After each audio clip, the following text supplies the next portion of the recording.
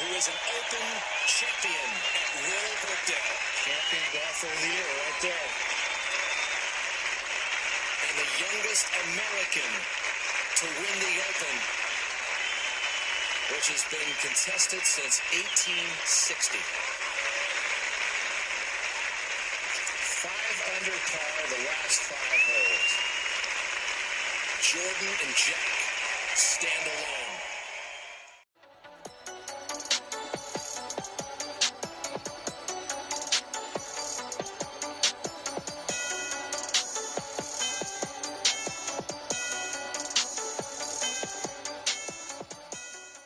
It is that time of the week again.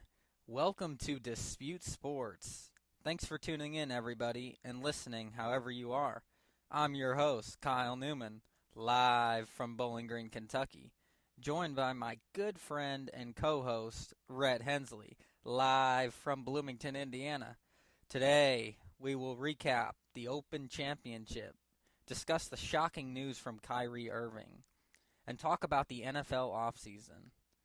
Good morning, Rhett Hensley. How are you doing today? Oh, I'm doing perfect on this lovely, not humid morning. You know, I got out a little bit this morning. I went to the car wash, and I'm loving it. What about you, Kyle? Excellent, buddy. Excellent. I'm doing great. I really am. I had some good sleep last night. Was off the last couple of nights from work, and I am excited on a beautiful day to talk about sports. And you know, I have to mention our little golf outing a few days ago. Congratulations on the win. Thank you. You called. It was close for a while, and then I blew it, and you took the cake. And I'm not happy about it. But we played Fuzzy Zollers. What a great course that was. Got to fulfill playing that course we always wanted to, and I had a good time, even though I wish I would have won. It was a blast. You know, it was a hot day, and we had some fun with a foursome, and, you know, we had a good day, for sure. Absolutely. All right, well, let's get into this show that is loaded with sports talk here. A lot happened this last week, so let's start with the Open Championship while we're talking golf. Jordan Spieth wins the 146th Open Championship, his first of this major, and now has 3 total majors won. He is one shy of completing the career Grand Slam, needing just the PGA Championship, which he will have a chance at Quail Hollow in Charlotte, North Carolina, August 10th through the 13th, just a few weeks away. He won at 12 under, finishing second was Matt Kuchar, who was seeking his first career major victory, finished second at 9 under. Rhett, your thoughts on Jordan Spieth winning another major? I mean, the man got off hot, and that's what one of the big things that helped him out, and even for Matt Kuchar. He shot 5 under for the day on his first round. Both of them did phenomenal. That final round, Jordan Spieth shot 1 under to finish 12 under. Kind of ran away from the pack, you know, first and second. You know, wasn't too much of a cushion between the two of them, but after that, they kind of ran away from the pack a little bit. Yeah, well, not to mention, I think it was hole 13 or so, right around hole 13, it looked like Spieth was maybe going to collapse again. Was he going to choke? On the final day when he had the lead, he hit his tee shot way off into the rough, something like I would do. And it was unbelievable, Rhett. He finished the hole with a bogey. It could have been much worse. I don't know if you saw the highlights, but this tee shot, he had to end up taking a drop because he hit it into the very thick fescue on a hill. But you can take it, as you know, when you drop it, you can go no closer to the hole in the same line. So he ends up, instead of dropping it just down below the hill, where the fescue is. No, he decides, I can't see, I don't have a good view of the hole here and a lot to carry it up. I'm going to keep going back and keep going back. Matt Kuchar's waiting. It took him 22 minutes. He went all the way back in line to the driving range, and he asked the official, am I able to drop it here? This is the best lie in the line of the hole that I want, and I can see. He was allowed to do it. He dropped in the driving range, and he hit it. He hit a very good shot. He almost got it back onto the fairway. Just, crowd all around, up on that fescue. He runs up over the hill to see where he hit it. He got it back onto a very short cut of rough, and he ended up finishing the hole with a bogey. Just good gosh. Tell you what, Kyle. Incredible. Tell you what, we would have got like a triple, maybe a quadruple on that. Yeah, exactly. Good gosh, what a save. Yeah, and he was like Tiger Woods, where he just did not let Matt Kuchar even come close at the end there. He ran away with it by birdieing. I think he birdied 4 out of his last 5 holes, and Matt Kuchar wasn't playing bad. He was parring. He birdied 1, but Jordan Spieth was he was back to his old, of a couple of years ago, dominance with that putter. He was making 30-foot 1 putts, making 15-foot par saves, and that is when Jordan Spieth is dangerous, and he proved it once again.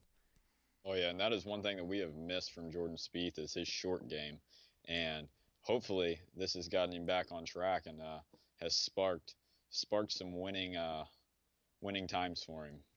Yes, exactly. And Matt Kuchar, it doesn't surprise me he finished second. He's a consistent golfer, but he's one of those golfers that I don't think is good at taking chances to have to birdie.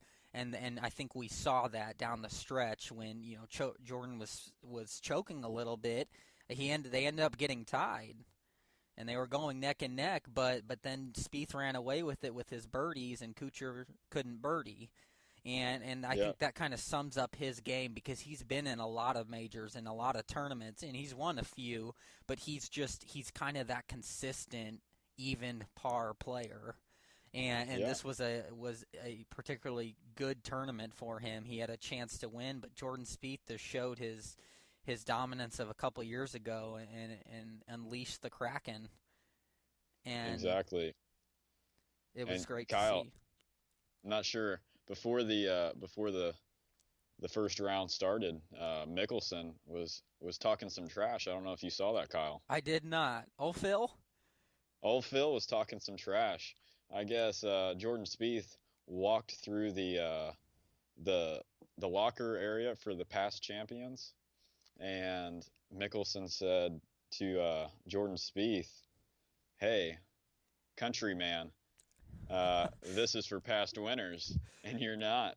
Oh my goodness! Well, Phil, I wonder if that gave him a little fire under his belly to win. It might have, but Phil didn't have too much room to talk as he missed the cut at 10 over. He shot a 73 on Thursday and a 77 on Friday. Not a good tournament for Phil Mickelson. Busted up that prediction of being there at the end. But let's look at some of the other ones. Defending champ Henrik Stenson, he finished tied for 11th at 3 under. Rhett, your pick, Hideki Matsuyama, finished tied for 14th at 2 under. Yep. A lot closer than my pick. Mr. Ricky Fowler will have to yet again wait another major to try and find his first. He finished tied for 22nd at even par. Some other notables. Rory, your boy, he had a good tournament, and he was close. He just couldn't birdie enough on the weekend. He finished tied for 4th at 5 under. Isn't that everybody's problem? Yes, it is. It is indeed. But a nice top 5 finish for Rory at 5 under. Exactly. So maybe he's finding something with his game again. Brooks Koepka, the defending U.S. Open champ, finished tied for 6th at 4 under. Zach Johnson tied for 14th at 2 under. Adam Scott tied for 22nd at even. Jason Day tied for 27th at 1 over with Bubba Watson. Sergio Garcia tied for 37th at 2 over. And Dustin Johnson tied for 54th at 4 over. I want to say this, Rhett, as we wrap up the talk here. I will give some stats on Jordan Spieth's victory, but I'm surprised that we are not seeing the big name top 10 players of the last couple of years that seem to be on a roll playing very well at all this year. Jason Day, what happened to him? Bubba, has been a while since he's been up there. Sergio, after winning the Masters, has not played great. Dustin Johnson seems to be going over par and missing cuts in tournaments lately. What's going on here with these guys? I think it's just kind of like Rory went through and Jordan Spieth. You just have those times where you struggle a little bit, and I think that's something that they're going to be going through right now. Yeah, it seems to be. Well, golf is it runs off the emotions, and anything can change it.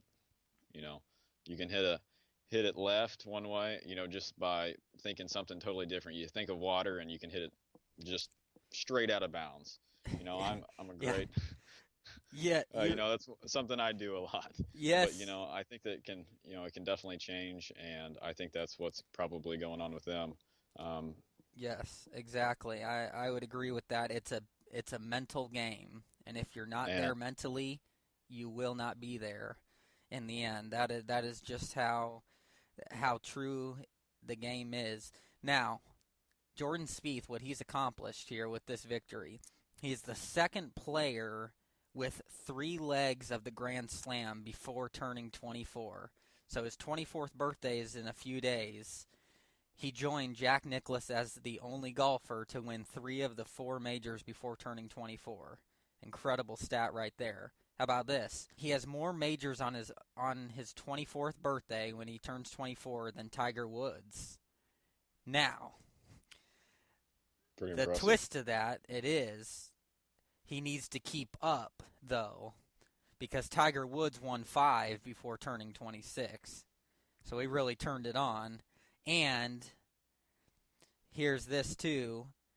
So it took Spieth 18 majors as a pro to win his 3rd major. Tiger had 6 major wins by the end of his 18th appearance. So a little bit ahead of him there. But here's another one. Spieth is the youngest American to win the Open. He is the youngest American to win the Open.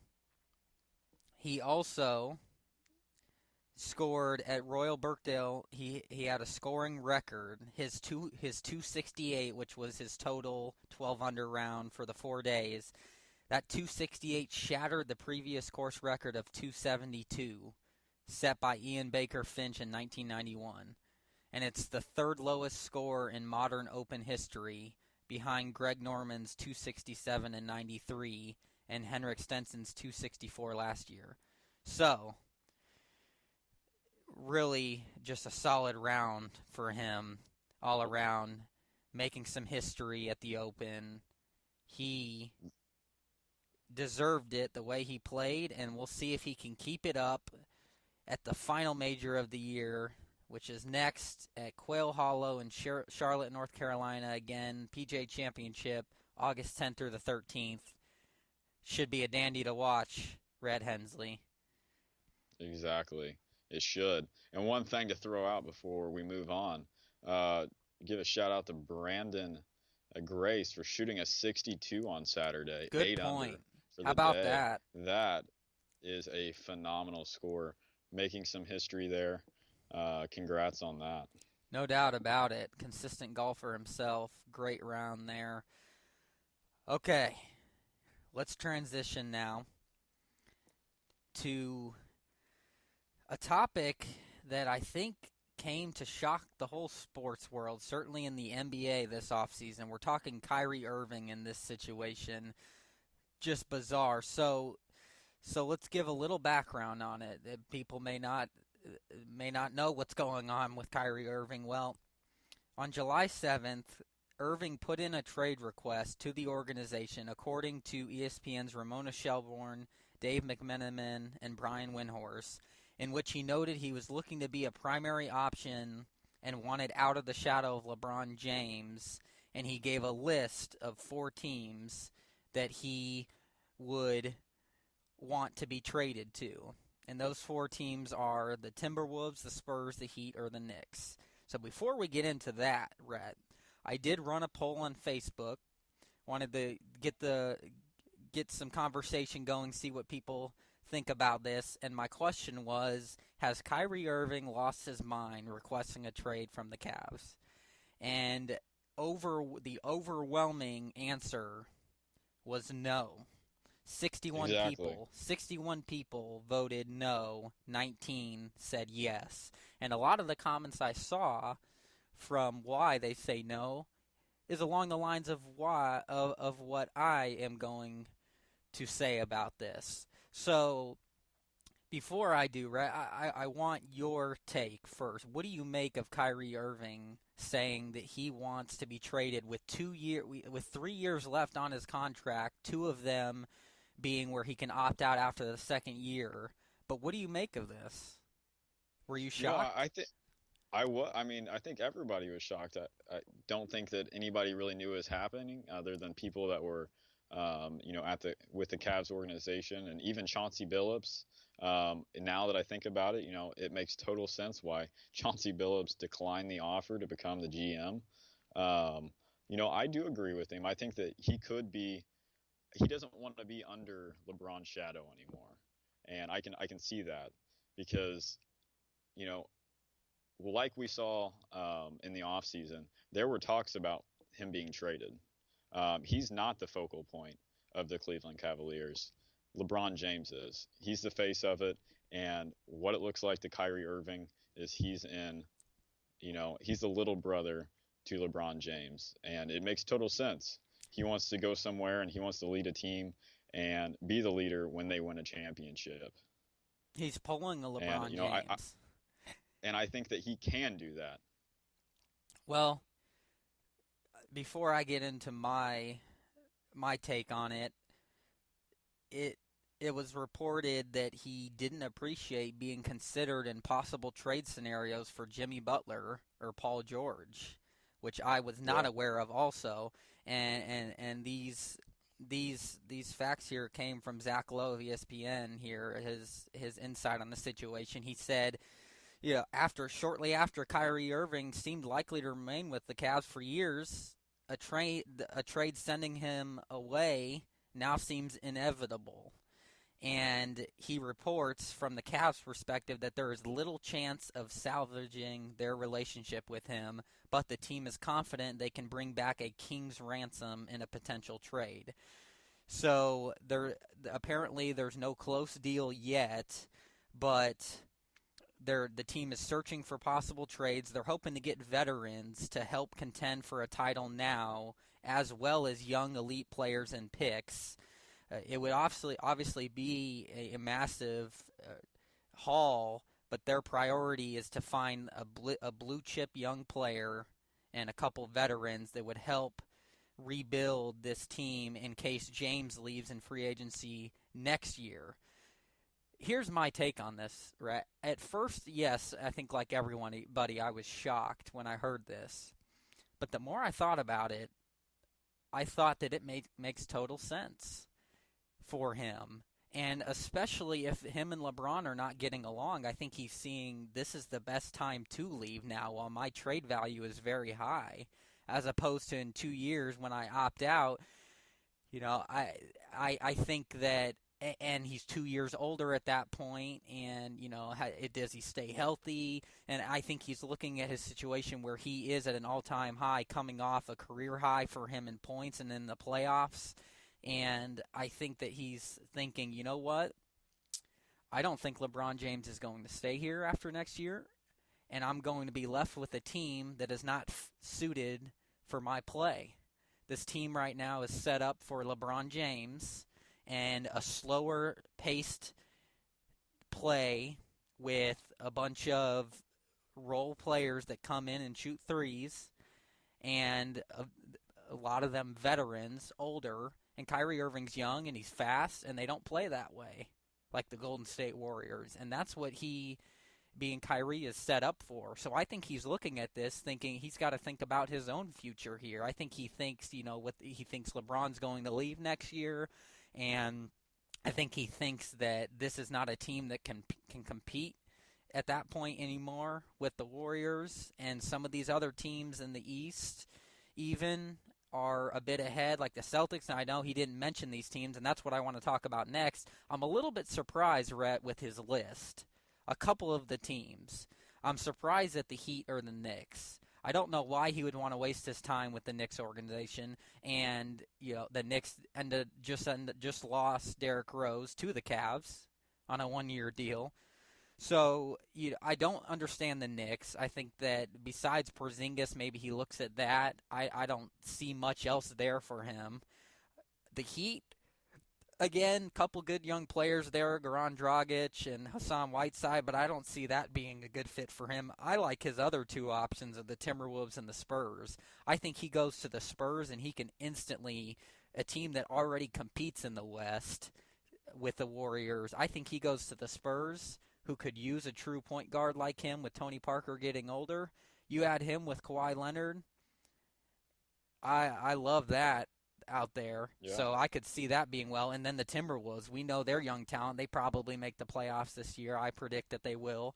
And all that. And then you add Kyrie Irving, who that offseason they've had. So what do you think about his list, Rhett? I do like the Knicks pick, actually.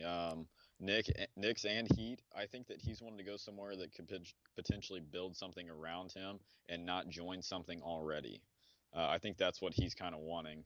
But joining a team like the Timberwolves or the San Antonio Spurs would be phenomenal. San Antonio Spurs are already right there at that prime level, like the Warriors. And I think that maybe Kyrie Irving could push them potentially over the Warriors. Kyrie Irving is that type of player.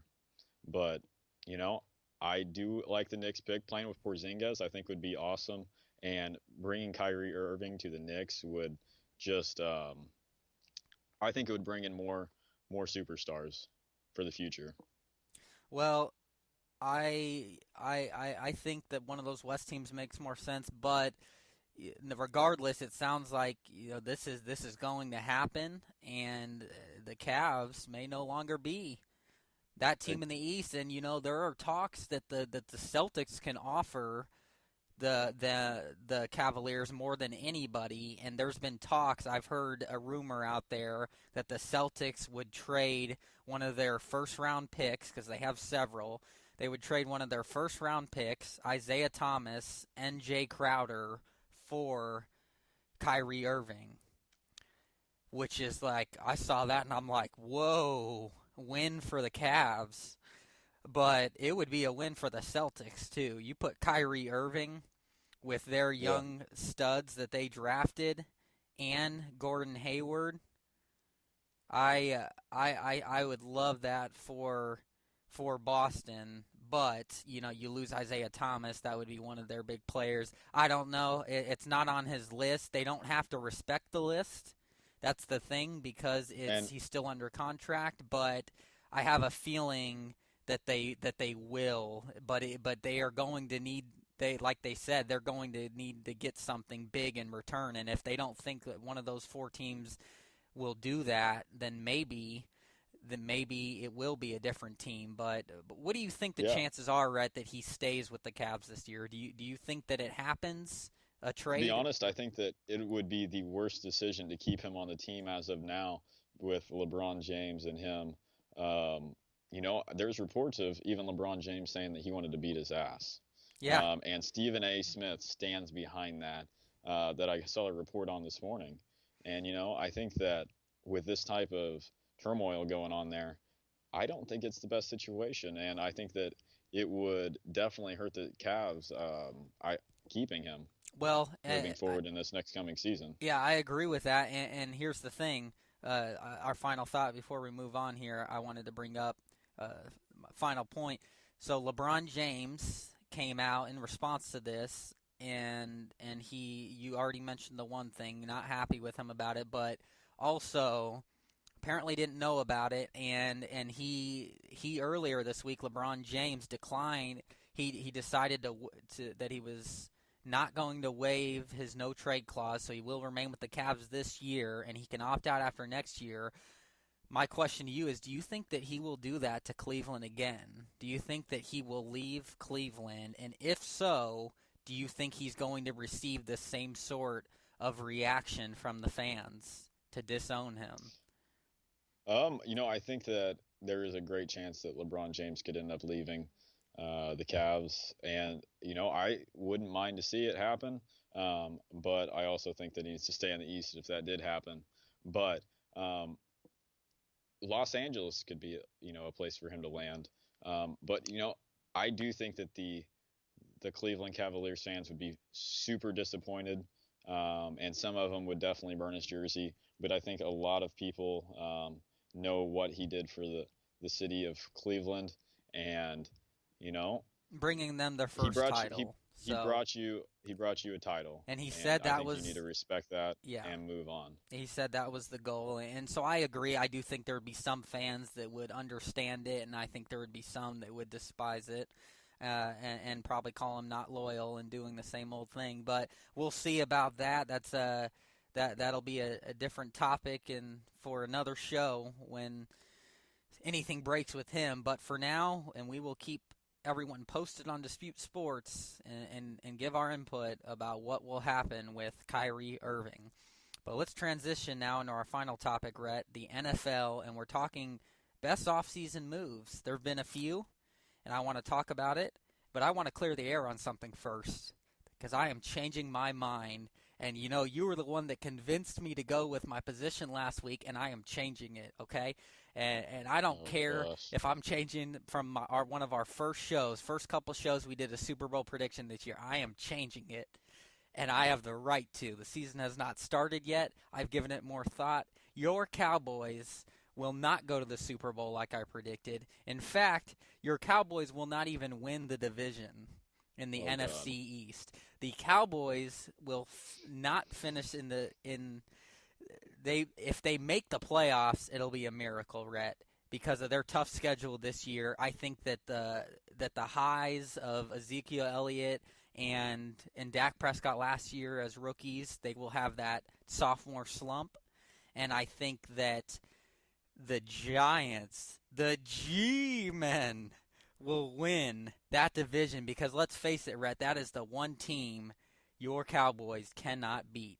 They have your number, beating you guys both times last year, and they only made themselves better this offseason in one of my top offseason moves that I thought happened so far is signing Brandon Marshall to that offense. Brandon Marshall? Yes, sir. Brandon Marshall on the other side of Odell Beckham and Eli Manning, two-time Super Bowl champ back there. Woo! I love what the Giants did. And let me tell you, the New York Giants are winning that division over your Cowboys. That is my new prediction. And as I said last week, that I thought the Eagles would be the surprise team in second there with the wild card. So I guess that means that I think that your Cowboys won't make the playoffs this year like old times, Rhett Hensley. What do you think about that? I think that was just the dumbest thing I've heard. Eli Manning, he's an old fart now. I think that moving on, I think it's going to be definitely a tough division. But the Cowboys, like they showed last year, finishing with a record of 13-3. The New York Giants finishing 11-5. I think the Dallas Cowboys have enough weapons to, beat anybody on the ground. Whether it's, the Giants. We're playing the Giants. I think that moving forward, we got some talent that's, we have sophomores now, not these young guns. I think that we're going to make some great moves in this regular season. Well, and I'm definitely not scared of Eli Manning. Well, you should be because they have your number. Odell Beckham, I can see that, but I think that he's just going to do the same thing that he normally does, and he slumps. They've improved the offensive line. That's always a key. Here's the thing about your Cowboys. Pierre. This is something that goes into my prediction too. your defense, which was middle of the pack last year and better the 2 years before that, lost several key players, including Barry Church, Brandon Carr, J.J. Wilcox, Morris Claiborne, and Terrell McLean. Those were some of your best players on defense. They are gone. That is, and the only player you were able to sign was the veteran Nolan Carroll, and he was one of the league's worst cornerbacks last season. I think you guys had a terrible offseason. You drafted okay, but you didn't do anything to really help your team, and you are in one of the toughest divisions, and I think that it's the Giants to win. So I think they did great in the offseason. Who do you, though, think, Rhett, did really good in the offseason so far? Really good in the offseason so far? I would have to go with the Patriots. Other than losing Martell Bennett, I think that they did pretty good. What they traded their first, they traded. They ended up trading for the last first round draft pick of the first round for a number 1 wide receiver, Brandon Cooks from New Orleans. How did they pull these things out, Kyle? I don't. Tell you what, the Patriots every year just surprise me. They just keep going and going. They find a way, don't they? But no, I agree with you. They unfortunately, it pains me to say it, they're like that person that just keeps on keeping on, not aging at all. That's what the Patriots are. I mean, my gosh, they add one of the best receivers in the league last year from a Saints team that albeit let you know here, they were the number 1 offense in the league last year. Drew Brees, thanks to hooking up with Brandon Cooks, they signed Brandon Cooks to add to their receiving core of Julian Edelman, Chris Hogan, Danny Amendola, and Rob Gronkowski coming back healthy. That is just scary. They're going to probably be the number 1 offensive team in the league. I just don't get it. And Brandon Cooks is going to help with that. So, yeah, no doubt about it. The Patriots did a great thing to help add to their team like they always do. I thought they did good. I thought the Vikings did good in a division that is not very good in the NFC North. You know, we talked about on last week's show, Adrian Peterson is signing with the Saints. I thought that drafting Dalvin Cook from Florida State is going to be one of those rookies that has an immediate impact, like a Ezekiel Elliott. This man he posted incredible numbers in college. 4,464 rushing yards, 935 receiving yards, and 48 total touchdowns in 3 years at Florida State. He will, I think, be in the mix for Offensive Rookie of the Year. I thought that the Vikings did good there drafting him. I think that the fact that Seahawks did not trade Richard Sherman, which a lot of people thought was going to happen, was good for them. Keeping one of their core players on defense. I thought they did very good there. That was a team I thought did well, Rhett. I thought the Tampa Bay Buccaneers signing Deshaun Jackson, adding that for Jameis Winston, was a big addition for that team, who improved a lot last year, and I think has a good chance to maybe make the playoffs.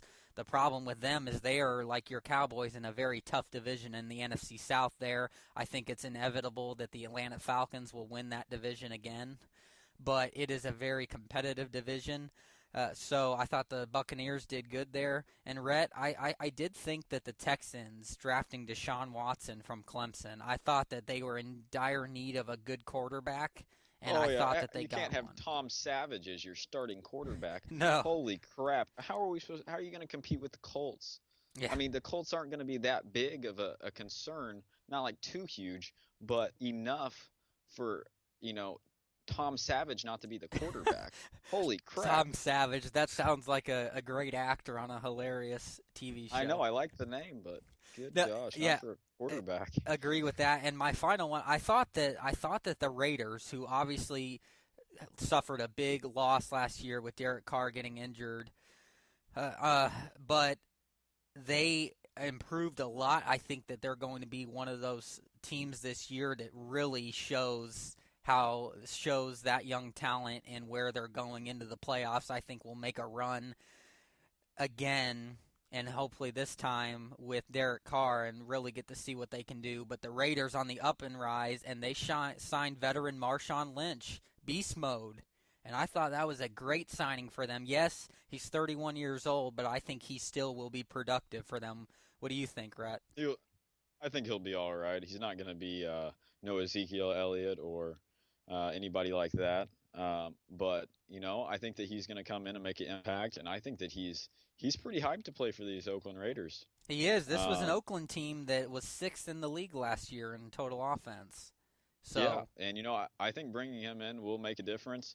But like I said, if anybody's expecting the old Marshawn Lynch, you will not see that. Yeah, I agree with that. I definitely agree with that. But nonetheless, a good offseason addition for the Raiders, and that's really who I thought did the best. Right? I really do.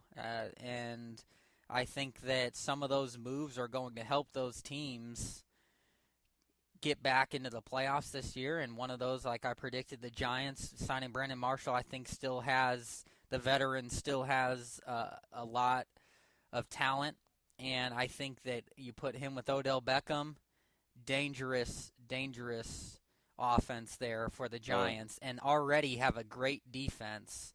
So I think that very good move, but obviously we said the Patriots. I think it's hard to not call the Patriots the biggest winners when they draft like they did, and they signed basically the number one receiver last year in the league. Yeah, the Patriots will be probably right back in the Super Bowl out of the AFC, but. Yeah, those are some of the big offseason moves, Rhett, Hensley, and that will wrap up that segment, and we will close with our final tradition, the segment of no disputing. We give a random fact, and your minds are blown, and I'm going to kick it off. And mine is, the grass at Wimbledon was kept 2 inches long until 1949, when an English player was bitten by a snake. Yeah, well, that would be the time that I quit tennis. You would leave the tour, wouldn't you? Yeah, holy crap. 2 inches. That is pretty 2 inches. Cool. And it's until snakes are found on that's too long, Rhett. Yeah, well, definitely wouldn't be playing out in that. I love it. Oh, that's a good one, Kyle. I love it. Little tennis for you. All right. I will give you mine. Mine's going to be dating back from 1995. Shaquille O'Neal made exactly 1 3-pointer out of 22 attempts in a regular postseason game over his entire career. His one made 3-pointer was in a regular season game in 1995-1996. And it was with Orlando. Marbles. With the Magic. Back in his early stages. Incredible stat. I mean, Rhett. I can't even imagine. It struggles just watching him shoot a free throw. No kidding. Let alone a 3-pointer. Yeah, that is something I didn't know, and good for him. He could say he made a 3-pointer in his career. Exactly. Just think, Steph Curry made that in 2 days in the NBA. That's made his first one. That's great. Oh my goodness. Yeah, the man just can't shoot threes. Nope. No, and he Or couldn't shoot free throws, but one of the best big men to ever play the game. Guess that's how the game goes. Well, exactly. Great fact there, Rhett, and that was no disputing. And that does it for today's show. Thanks for listening, everybody. Don't forget, you can now subscribe to our podcast on iTunes and have every episode available to you as soon as they are posted each week, right on your smartphone or tablet. You can also catch all of our podcasts on our website, DisputeSports.com. Follow us on Twitter, @DisputeSports1, @Kyle M. Neumann, @Rhett Hensley, and like and follow our Facebook page, @DisputeSports. Until next week, remember, Dispute Sports, anything sports, anytime, anywhere. Have a great day. Have a great one.